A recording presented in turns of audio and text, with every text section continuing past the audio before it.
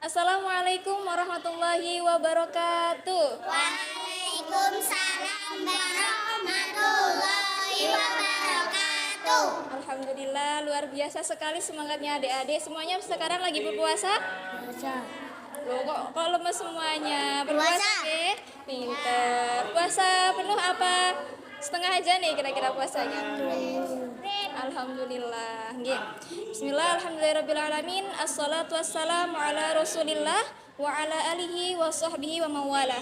Rabbi shrahli sadri wa yassirli amri wahlul 'uqdatam min lisani yafqahu qawli amma ba'du.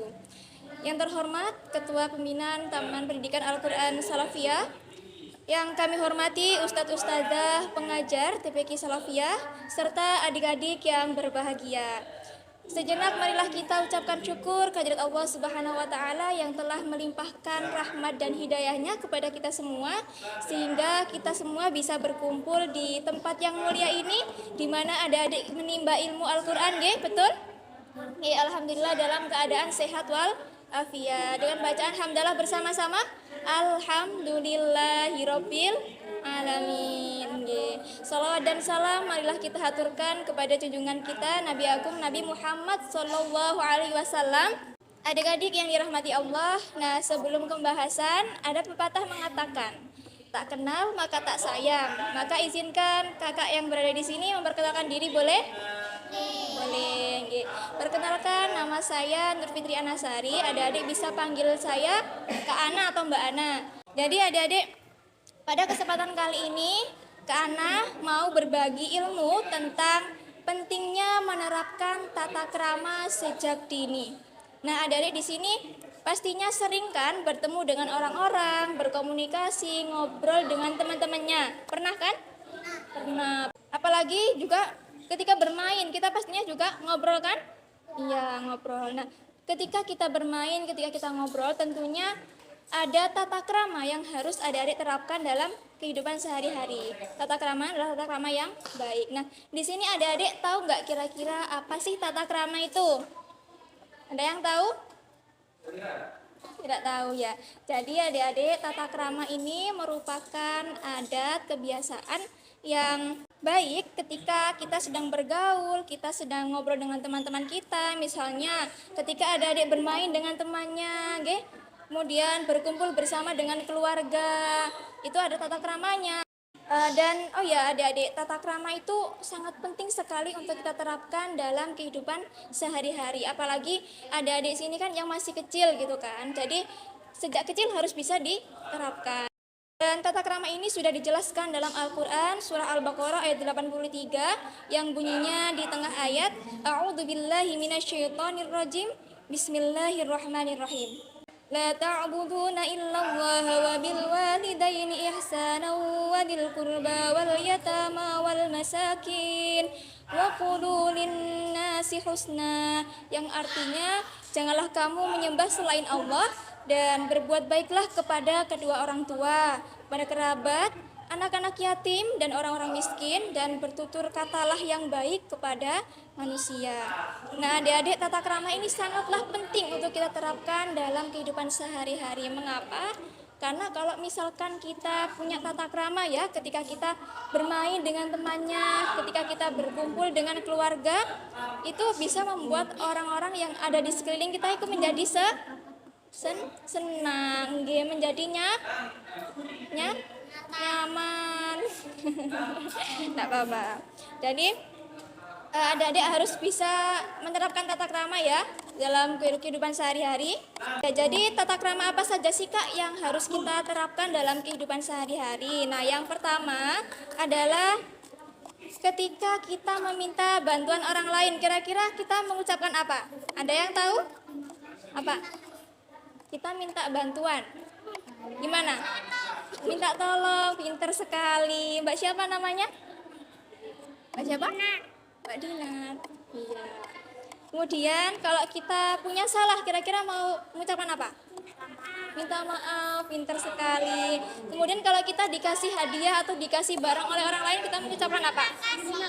Pinter, Masya Allah. Jadi apa saja tadi yang perlu kita ucapkan? Yang pertama tadi apa?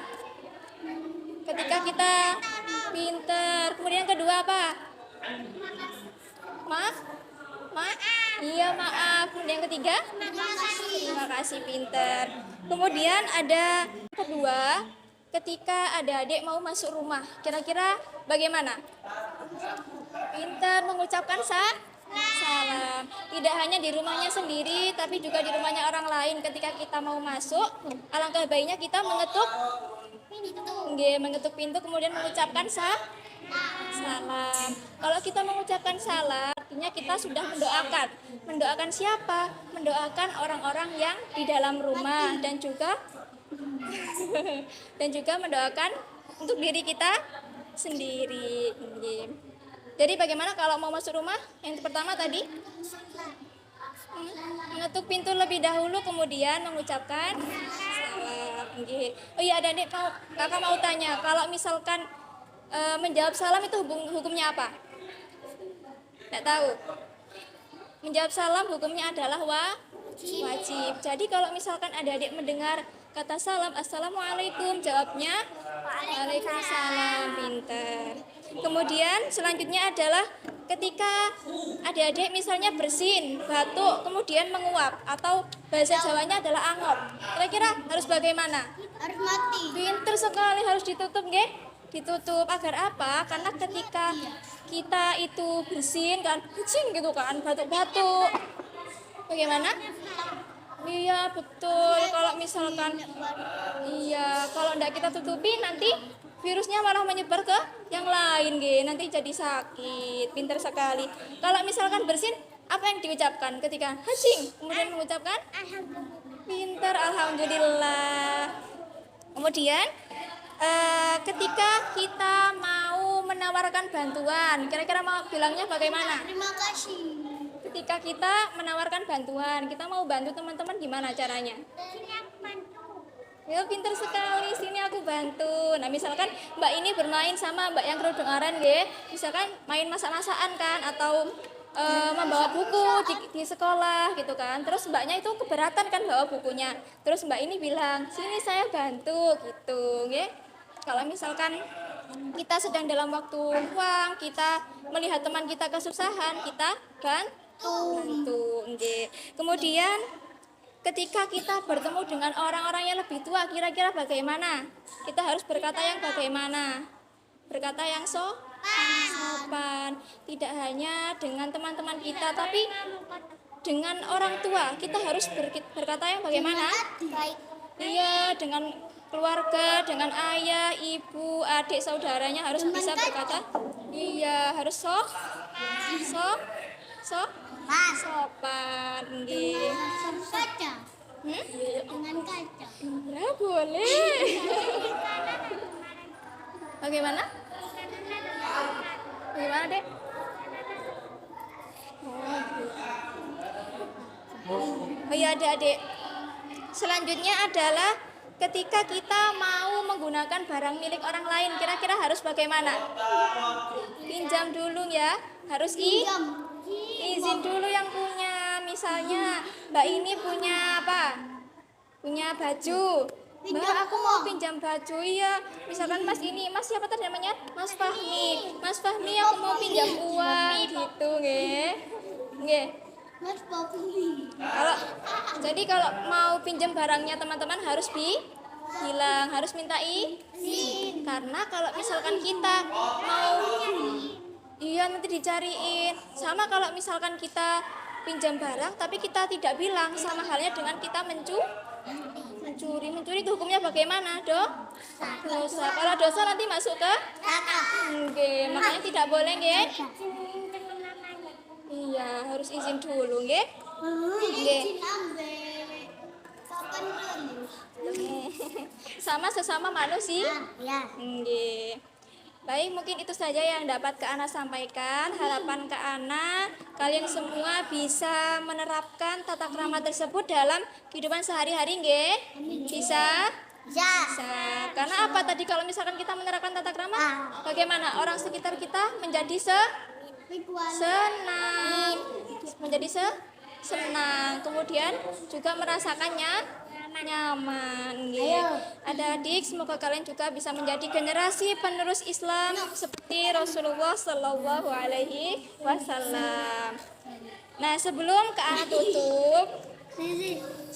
tutup, ada pantun nih ya. Nanti kalau misalkan Kak Ana habis pantun, ada dibilang cakep ya, bisa? Bisa. Nanti enggak boleh rame.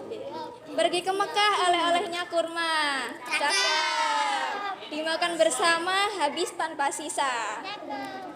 Hidup bahagia dengan tata krama. Masyarakat aman, nyaman dan sentosa. Sekian yang dapat saya sampaikan. Wabillahi taufiq wal hidayah, wanitawal inayah. Wassalamualaikum warahmatullahi wabarakatuh. Waalaikumsalam warahmatullahi wabarakatuh. Terima kasih ya adik-adik semuanya.